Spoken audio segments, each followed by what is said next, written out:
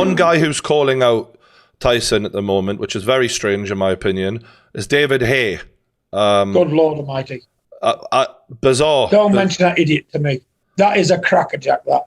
He's been on the crack pipe, hasn't he? That's been on the crack pipe, that. Wants a kick up the arse. Wants a kick up the arse, doesn't it? It's as fragile as a china pot, that. It's just so strange. The only thing big about him, you know what that is? What's that? His frigging ego. Yeah. Man's good for note. And to talk about someone getting a listen, I'll have a wreath made early for him if he wants to get in with Tyson. I'll have a wreath made early with his name on it. Rest in peace, David Haye. You silly man. I mean, considering he suffered back-to-back defeats against Tony Bellew, it is very strange when Bellew flattened him. You know, Bellew flattened him, and Bellew's a big fat kid, so he goes on about people's conditioning. Bellew's not got a body. Beautiful. Bellew battered him from pillar to post. Yeah, I made him cry. Yeah, the man's got balls like man of fat peas. You can't see them. He's got no heart, no balls, no note. And I'll tell him to his face. And this is a big podcast, isn't it? David Haye, keep my son's name out of your mouth because you're going to end up in a grave, mate, with a big red rose wreath on it. You stupid man. Yeah. Matter of fact, don't talk about Furies no more because you ain't good enough to talk about a Fury because you haven't got heart big enough to talk about one. You're a cowardly mother, so stay in your own lane and do some work on your punting because you're useless at that as well. Well, the strange thing is he had his chance to fight Tyson. Obviously, he cut his own eye. What kind of man cuts his own eye to get out of the fight? And generally speaking, in regards to David Haye's career, obviously he fought Klitschko, lost that, fought Bellew, obviously lost those. He was a cruiserweight champion. What did you think of David Haye back in the day? What do you think of his career? Sorry, I'm not knocking his achievements. He won 2 cruiserweight titles. He's always lacked art, but he could punch, and he had a good array of boxing skills, better than most. Not knocking that at all, but he's never been one. I remember him in the world's amateur boxing. Yeah, thing. He was fighting some other foreign kind of a fella, and his corner said, "Get up and fight, get up and fight. You can win this." And he had no heart then. He was gonna down tools in the amateurs. They had to kick him up off the stool.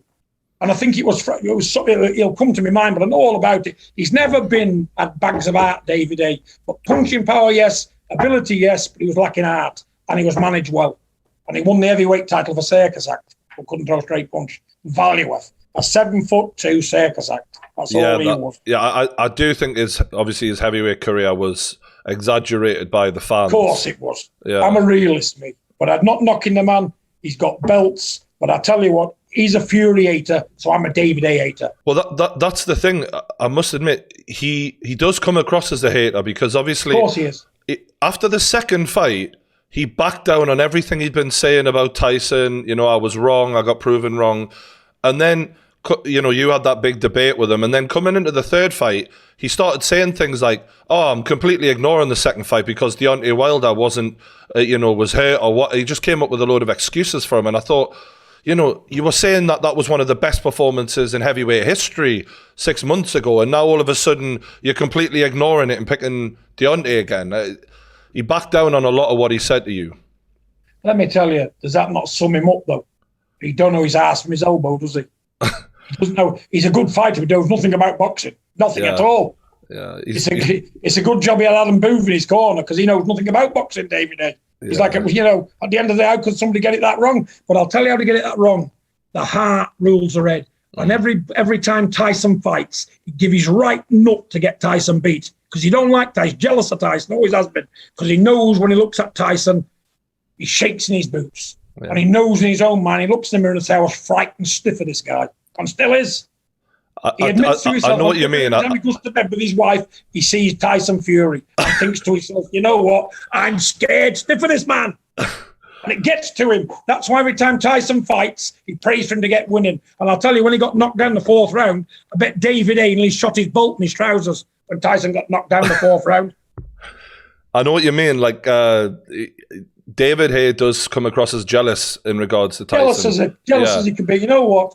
A good-for-nothing jealous person never prospers in life. He's had his day. Yeah. He's had his day in the sun. Let's move on from David Haye now, because at the end of the day, the man's not worth talking about. Let's talk about. I'll tell him to his face, by the way. I'm up and down BT Sport every week and every month. If he wants to try and pull me on it, he can pull me on it. And we'll have a fight there and then. Fisticuff me and him. So you'd actually fight David Haye? Every day of the week. Wow. And I'm not hiding from no man. Yeah.